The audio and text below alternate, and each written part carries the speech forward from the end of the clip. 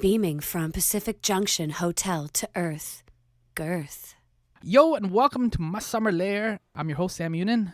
Matt, thank you for taking some time during FITC. I know it's a busy time, and you just finished up your presentation on storytelling. Yes, we had a packed room, and I think I hope everybody was there for my talk because we got moved at the last second. So I was worried that when you have a packed room and somebody says, oh, by the way, this is a different talk, everybody leaves. But Yeah. they didn't. They stayed. It's like the first day of class or whatever, right? Where the teacher put, this is Spanish 101. I'm like, Right. Spanish? I Right. signed up for Japanese. I'm Right. like, I'm out of here. Yeah, that's when, as a presenter, you're praying, please don't, depart en masse. You should be proud of yourself. I was sitting in the back, and nobody fell asleep. That's good. That's one of the things. If nobody leaves or falls asleep, and third, if nobody takes a phone call. Yeah. Like those are the three things that if you do those in a presentation, you've nailed it. All right, high five. Yeah. Way to go. Yeah. So we're starting off on a positive note, obviously, and explain what you do, because you are the editor-in-chief for 99U. And congratulations, by the way. 99U is sold out. The conference coming up in May, Yes. May 9 to 11 in New York City is sold out. So that's another really cool. So explain for people that don't know or not familiar with what 99U does, because they do a lot of cool things. So 99U is ultimately owned by Adobe. We're part of the Adobe family. And Adobe, they make hard tools, Photoshop, XD, et cetera, that creatives can use to make whatever they're trying to make. We look at 99U as another tool, and it's knowledge and insights. So you can use the actual products to make what you need to make, but between using the products, you can learn a little bit about how your design peers, or maybe the designers you look up to in the industry, are mastering their crafts, sort of shaping their industry. So we approach it like how the New York Times would approach business or food or anything like that, except our audience and our subject focus are designers in the greater design world. Anybody from maybe an illustrator, maybe an interaction designer, the whole gamut of design. And our goal is to find out a couple of things. One, how they're building their careers, how they're mastering their crafts, and how they're having a greater impact on the design world. And the idea is that if you are a designer, you can come and read a story about something on our website, and you can not only learn about something interesting by one of your peers, but hopefully we can provide you with some takeaway service tips or ideas that you can apply to your own craft. I mean, I think that's really what it comes down to. It's a knowledge-based, almost learning platform, but we try to elevate it to a storytelling platform. Is that the secret then to a good conference? I mean, you're here at FITC, you're throwing your own conference. Is that kind of like tips and knowledge and story-based platform? Is that kind of the secret sauce, I guess, to a good conference? And this give a lot of credit, all the credit, to our conference director, Andrea Rosen, who leads the charge behind the conference. I think two of the pillars of the success that she's had and we've had as a team are, one, curating and finding the right people, okay? The people there are a lot of people out on the design circuit right now. We're going to have some big names for sure, but we need to find the next generation stars, the people who are sort of on the verge of becoming big, but who you haven't heard of yet, So they're going to be the people who are on the design circuit in the next couple of years. Hopefully you see them at 99U first. So we have sort of the people that might not be on your radar, but who have really interesting stories to tell. So you have the curation of the right people, and then, yes, it's the delivering of the knowledge. So 99U conference in particular, we're not going to have the people who speak, the presenters, are not just going to go up there and talk about the work that they've made and how they made the work. They're going to share something that's a story of their own, yes, but again, it should have a takeaway value. If you are listening to a designer, but in the audience you happen to be a marketer or an educator, you should still learn something from that talk that you can apply to your own ideas. And I think that's the really important thing. Again, we're not just going up there and talking about ourselves, or our presenters aren't just talking about ourselves, they're talking about their perspective and how it could benefit the people in the audience. And I think that's a hallmark of a good conference. Conversely, we've all seen those conferences where people just go up and talk about themselves, and you say, what am I getting out of this? Yeah. I mean, it's also shifted too now with social media, because it's like if you win an award or something, you could just like plug it on Twitter or Right. Instagram and then you're done. Like to sit there in front of an audience and like, I won the following awards, I'm like, that doesn't help me or benefit me. Right. You know what I mean? Like Yep. you can get rid of that kind of stuff. Just establish who you are and then just kind of get into like what you're saying, the tips and the stories. Yeah, and we give a lot of credit. Our audience, I think audiences in general, and it goes back to something I shared in the presentation today, is a good story allows you to promote yourself without looking like a self-promoter. So I can talk to you about what I'm doing, but I should hopefully, as the storyteller, go beyond that and share something that's relevant to you. And you mentioned curation, like you're looking for people that are kind of on the fringe or kind of not quite discovered yet. The fruit isn't quite right yet. And so what is it that's in terms of curation that is making you and your team, what is making your spider sense tingle, or what makes you say, ooh? I think broad view, think of it like a good dinner party, okay? If you just invite 10 or 20 executives to a dinner party, you're going to get 10 or 20 executives, and there's nothing wrong with a dinner party of executives, but that's not really representative of the creative community. So we want to find, we have some people who are VPs of design and heads of design at some big companies. We also have some independent designers. We also have people who might have 2 or 3 person design studios that they might not be known across the country, but like they're doing really, really cool stuff in our backyard in New York City.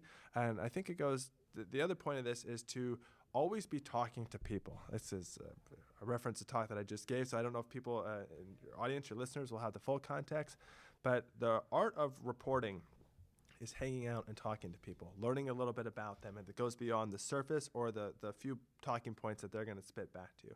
So we spend a lot of time with these people. We spend a lot of time talking to designers to find out, okay, who are the ones that have a good story on the surface, but who are the ones, if we can sort of peel back the layers, have an unbelievable story that we haven't quite heard yet, that's the one that we're going to look for, the latter. It's kind of like a good first date in a sense. Yes. What you're saying, because like a good first date, somebody tells you a story or two, they make you laugh, maybe you play with your hair, Right. and then you want to like come back to this person, like, oh, okay, yeah, you get a second date, like you pass whatever litmus test. Right. We want to say, okay, that person is intriguing as a candidate or interview subject, as a presenter at the conference, but let's talk to them again, and let's talk to them again, and let's talk to them again, and again, start to find that thing deeper within their narrative that is equally as interesting as we thought they were, but that they have not shared yet. And that takes a lot of work. I think if you're just going for the surface story, you're going to have a conference full of people who are just sharing the obvious.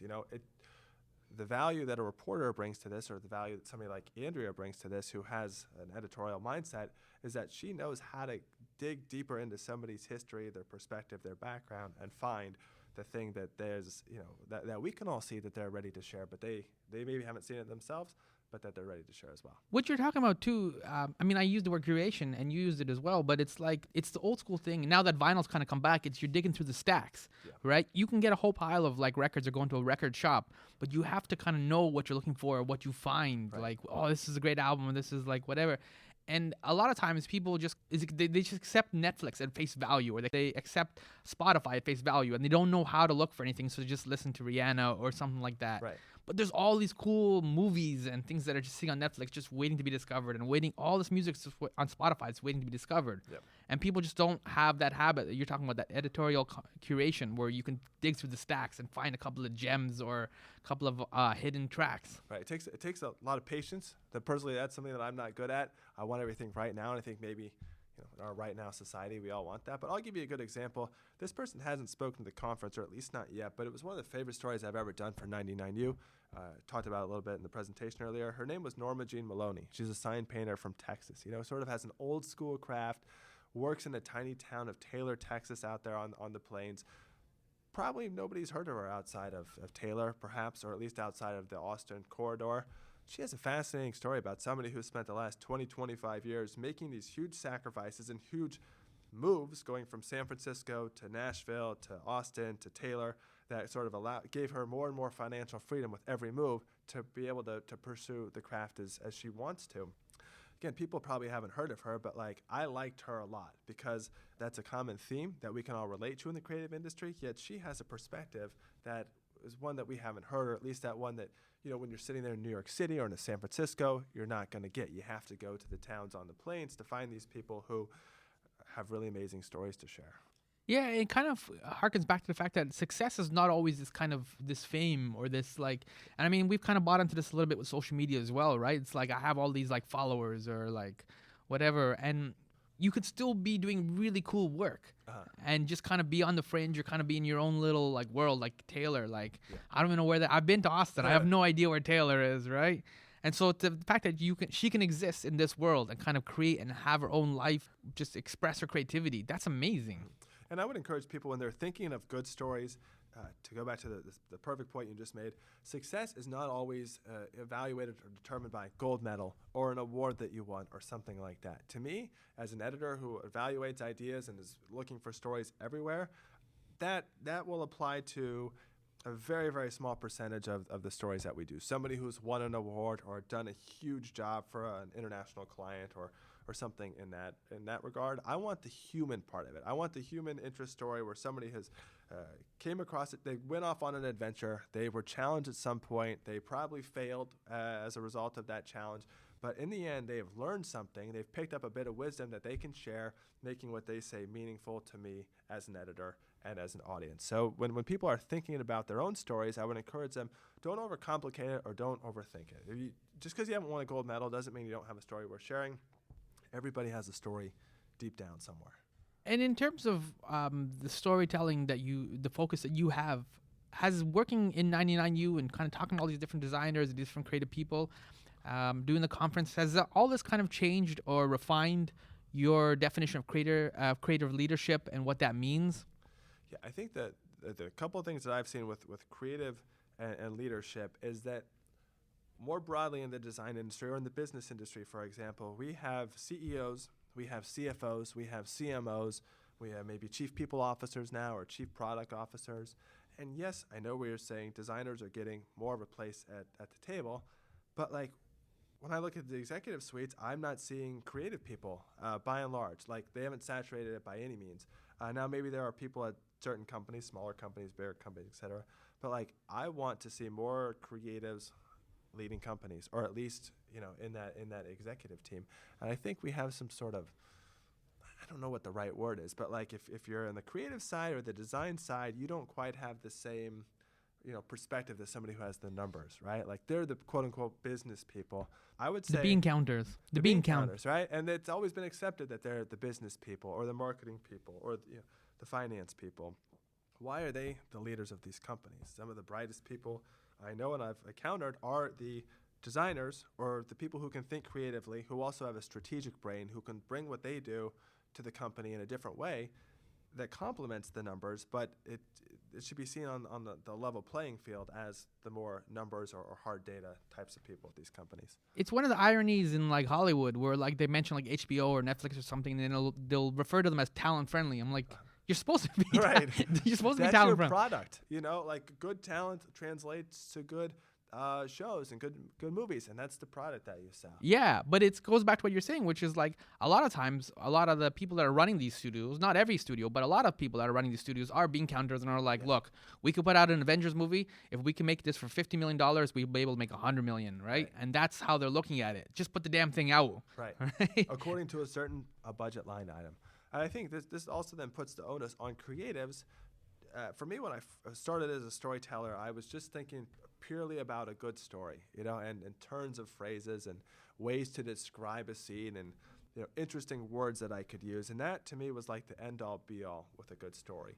As I've sort of evolved a bit, I not only still do appreciate and understand what goes into a good story, but in more of the editor aspect, you need to be able to share two things. One, how that story that you're telling provides value to your audience. I mean, they're like your key customer, they're your key user. But you also then need to be able to share that with your boss or your boss's boss or with the people at your company who are the business-minded executives, right? You can't just go to them and say, hey, we should exist because we tell great stories, right? You have to say, we should exist because here is the value that we bring to Adobe, and we have to, as creatives, think from a strategic or a business perspective. For me, that's not easy. I would just like to talk about stories all day and the interesting people that I've interviewed, but I have to now translate what we do, put it into sort of that businessy kind of lingo or perspective, and share it with the people who are in charge of our departments, our organization. That makes sense, because I mean, eventually you can write out as much ideas as you want down on a napkin or like have inspirations and stuff, but you eventually have to like execute it, right? That's why like Spielberg has a body of work, because he's constantly executing either as a director or as a producer, where somebody just walking around is like, I got some great ideas for film. Right. I'm like, well, what have you done, right?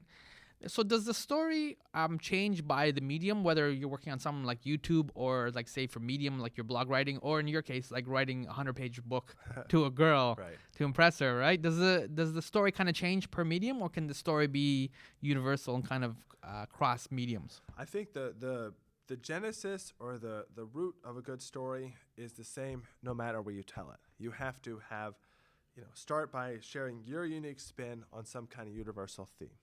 That person who's ever starring in your story takes you on an adventure. They face a challenge. They learn something. They come out wiser in the end, and they share it with their audience. Now, how you share that story or how you tell that story, it could be different depending on the medium. The funny thing for me, though, is as somebody who prints stuff in a magazine, on Twitter at 99U, on our website, on Instagram, like, it's like yes and no. So I'm not going to answer your question in a great, very firm way, but I'm going to say this. A couple weeks ago, Wired magazine had a cover story on Facebook, and it was like a 40 or 50,000 word story all about what was going wrong at Facebook. I sat down one night on my phone and read that whole 40 or 50,000 word piece scrolling on my phone. I mean, I never would have thought I would have done that. I'm a believer in print. I'm a magazine guy. And all of a sudden, here I am reading this sort of totem of journalism on a phone. So what does that say? Does that say that long form should only be reserved for a place like print where you can sit down and really hang out with the pages? No, I think it's showing that people are going to, if it's a good story, people are going to read it no matter what the medium. One little caveat, though, I will say for us at 99U is when we do have stories online, we try to get to the point a little bit faster. The titles are more direct. We're not going to have some sort of literary, interesting title that we might have in a magazine because people have already paid for and committed time to that. We're just going to say, if this is a story on how creative freelancers can better do their taxes, that's going to be the title of our piece. Picking up on a couple of threads you've said so far, we've kind of established that like success obviously is not like you can't always define it by like the box office or by the awards and things like that, which makes sense. But if you have a smaller story like your friend from Taylor, right? Like you said, she may not be big outside of Austin, right? And Texas alone is huge, right? So just to be big in Austin is really quote unquote not really denting anything. You know what I mean? So can you make decent money or good money telling a small story like that? That's a good question. I think what we're looking for more broadly is the mix. Okay, we know that every story that we do at 99U cannot be about somebody from a small town that you've never heard of, but who has a really interesting human angle to whatever they're doing. Now, if we tell that story as part of 9 or 10 other stories that are on our homepage, hopefully what that does is sort of show you the character and the personality of 99U. Now, at the same time on that homepage, we also might have a story that's a little more straightforward. Like the example I gave earlier, we just did a piece where we interviewed a couple of accountants who specialize in doing taxes for designers / creative independent freelancers, and we had them sort of debunk the myths of the 1099 or 10 common myths, right? That's not the most original story, but that's a very helpful story to people who would be in our audience. And when you need to know how to do your taxes, like that's a tactile story that you can go to, and that's the story that's probably going to get a lot more page views perhaps than this person from Taylor, Texas. And so we want to make sure that if we have both an interesting human character, we should probably have a story that maybe is more idea driven, that's going to get a bit more coverage perhaps, or that's going to be relevant next year and the next year and the next year because everybody has to do their taxes every year. So what I think it comes down to as an editor or a storyteller, it's not just about one story, it's about saying, okay, what are the 10 or 15 stories that we're going to do here? Or goes back to your question about curation of the conference. Sure, we can have some under-the-radar people that our audience might not have heard of yet, but we can't have 15 under-the-radar people, right? We have to have a few big names, a few big companies, some people who are leading the cool, groovy design studios, and a couple of people who you haven't heard of yet. And if you put all those people together, that's going to be an interesting mix, and that's going to show our personality as a brand. It's like a music festival, right? You need the 20-point font bands like Green Day or U2. Everyone's like, oh, I want to see them, right? I come for Green Day at the end of the day, but I get there at 2:00. I'm exposed to some cool new bands that I haven't heard of yet. Maybe in the future, some of these bands become, the Green Days of tomorrow. But it's about saying, okay, this is the vibe of the festival. This is the feel of the festival. Sure, we could get 20 headliners and just go right through the list, but I think it goes back to the curation. Hopefully you give your audience something a little more interesting, a little more thoughtful. Yeah, and that's also, you can't always just keep depending or keep using the same like established people, right? Right, because I don't mean to cut you up, but especially certain industries, food, business, entrepreneurship, it feels like if you look at conferences from time to time, or at least the greater world, you hear the same names again and again. Now, justifiably so, these people are the superstars, the rock stars, but what you try to do is, again, talk to the rock star at the right time while having a mix of other people. Otherwise, what's the value? Yeah, and sometimes too, because these people have spoken so much, that it's like you kind of already know what they're going to say. So there's not like a lot, like when your emphasis was you wanted people to take away certain things and to learn certain things. Right. You know what I mean? And if somebody kind of speaks, it's like this guy again or this girl again, it's like, all right. And then you just check down the boxes and you're like, all right, I didn't learn anything new. And that's a requirement of the 99U presentation. Share something new. We don't want people to come up and rehash a talk that they've been giving on the circuit. We don't want them to kind of hammer home a point that they've been driving home for the past 6 months. Come up with a new original idea, and you have a huge stage. You have 1,000 people at Lincoln Center in New York City to deliver that idea, and that's interesting. How do you balance, so that's one of the emphases as we've been talking, is this idea that somebody has a different point of view or a different world perspective.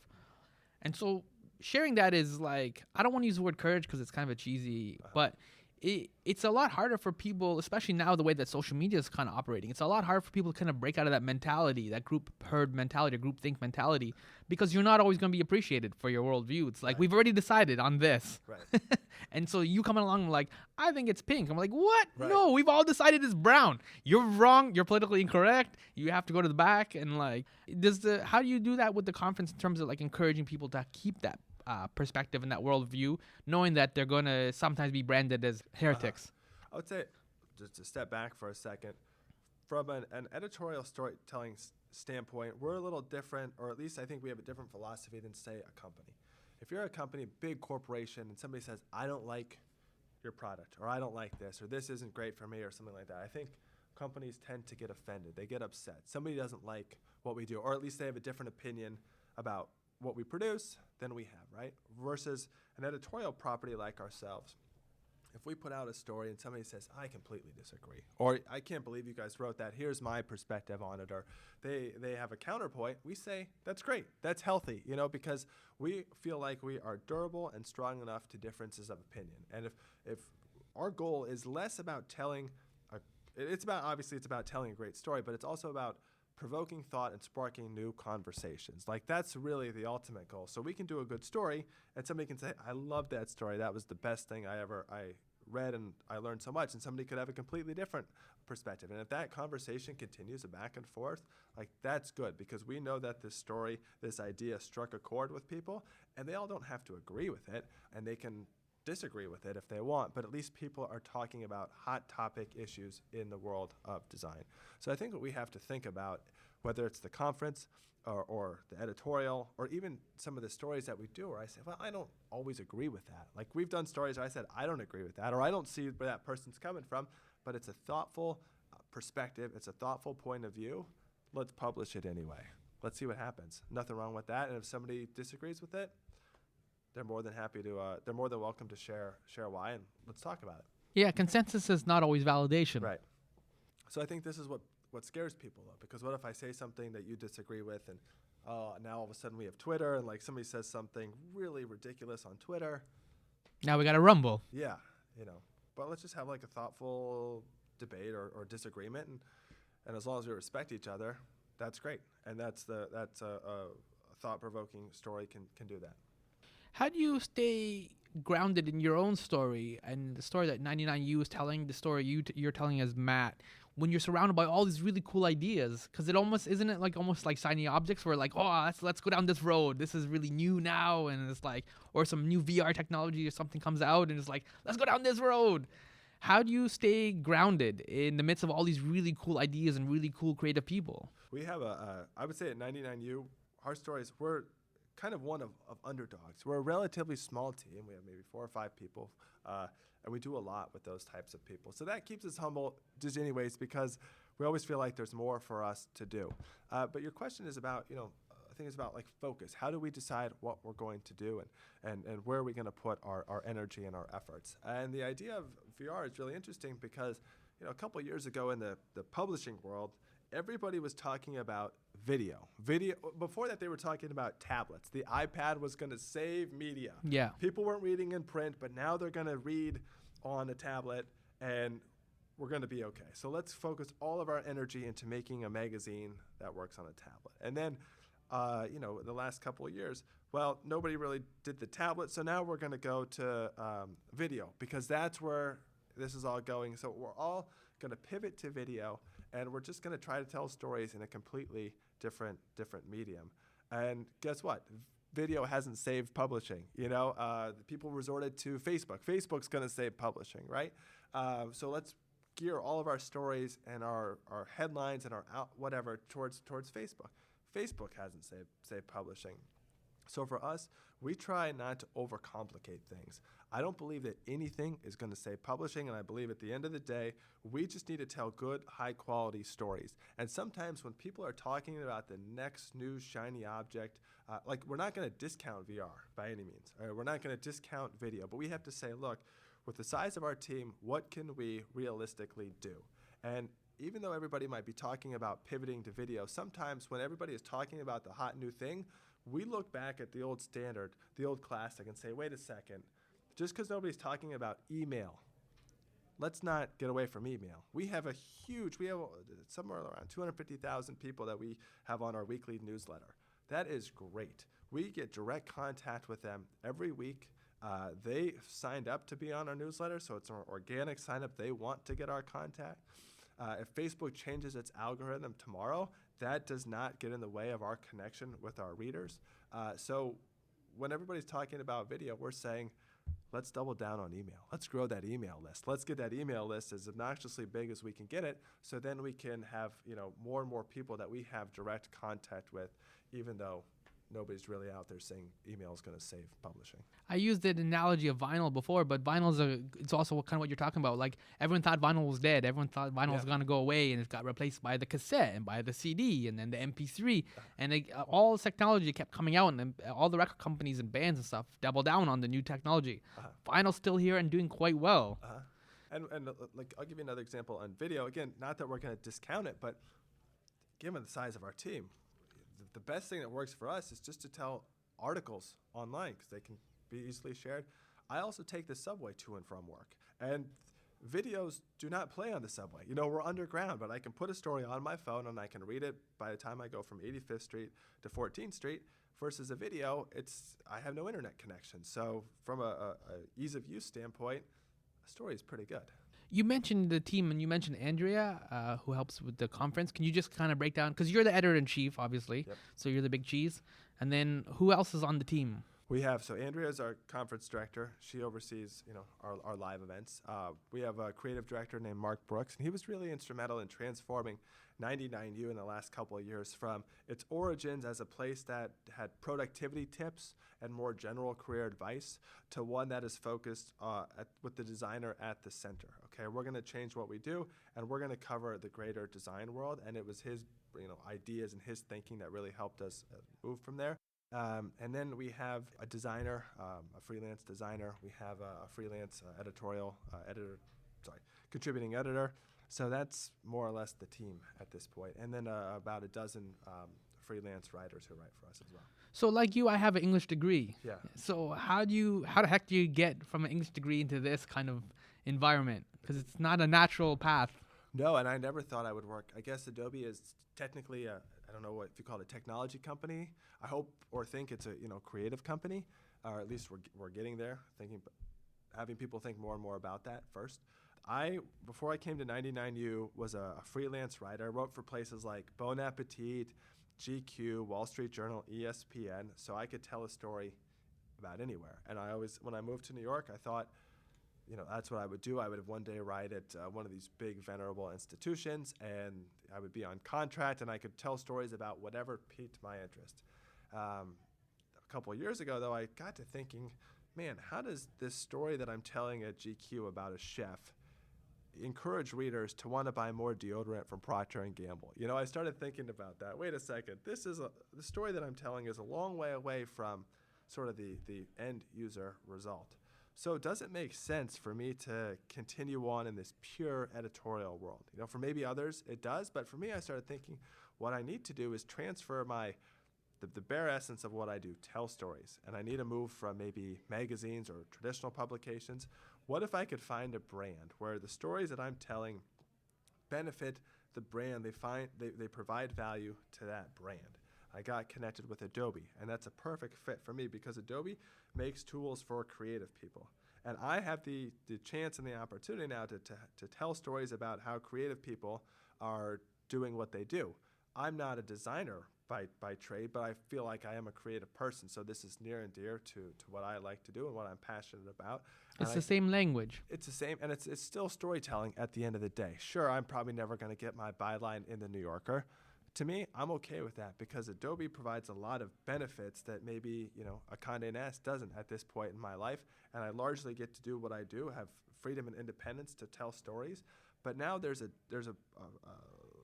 shorter distance to go between what I do and what our company does. You know, we don't have to take a roundabout way from a chef to selling deodorant for Procter & Gamble. Now, Adobe makes great tools for people. We provide knowledge for those creatives.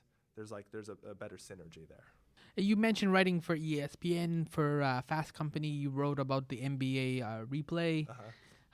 So I guess being in New York City too, you're a big sports guy? Yes. Are you long-suffering with the Knicks, or are you a little bit more hopeful, or what kind of teams do you follow? Well, the funny thing about New York is that you talk to a lot of people there. You have the diehards, people who are from the area who have, you know, have their teams and their allegiances and stuff like that. But you also have this whole crowd of people who've come to New York from elsewhere, and they bring with them their allegiances. So for me, I come from the Midwest, from Iowa. We don't have any pro teams, so I chose the Packers because that's where my grandparents grew up rooting for. I chose the Bulls because I loved Michael Jordan, and that was the closest pro basketball team that I have. So I've at least had those teams. And for better or for worse, I haven't, you know, taken on too many New York teams, which I'm okay with right now. Yeah, I mean, you're still suffering with the Bulls. I mean, they had that window with D Rose there, and he looked so good, and then I don't know what happened. That's a sad story. That is a sad story, yeah. If we're picking up the theme of stories, right? Yeah. Like that was he had it, but just couldn't, the injuries and everything else. So, yeah, that's sad. So you are in Toronto for FITC, and you started off your talk very excited about bacon sandwiches. Yes, as was part of the introduction, as part of my bio, I say that I'm willing to travel long distance for a good meal. I always have been. I grew up in a family that prized dinner time together. We were not allowed to watch TV during dinner. We actually would often, especially when I visited my grandparents, have cocktail hour before dinner. So like meals in our family are very serious business. When we wake up in the morning in our family, we start talking about what we're going to have for dinner that night. So I've always taken it, you know, that seriously. And today I was out jogging this morning, and I ran by a restaurant. It didn't really even have like a name. It just says, "We serve bacon sandwiches." That's all you need for a name. That's like, enough. Okay, you got me. You know, I'm going to come back here. I don't know what meal I could possibly fit in. Maybe like it's going to be a 4 o'clock bacon sandwich or something like that. But it's like, this is intriguing enough. Being from Iowa and loving bacon as I do, I got to come back and finding this place. Interestingly enough, across the street, there was a place called like Reliable Fish and Chips. Like that was the whole name. And I had to run back and look, is it really Reliable Fish and Chips? Like that's the best they could do. Not like crispy fish and chips or hot fish and chips. Reliable? Okay. Do I want to go there? Well, it's not as good as We Serve Bacon sandwiches. Yeah, that's fair. Being in Canada and being in Toronto, have you tried poutine yet?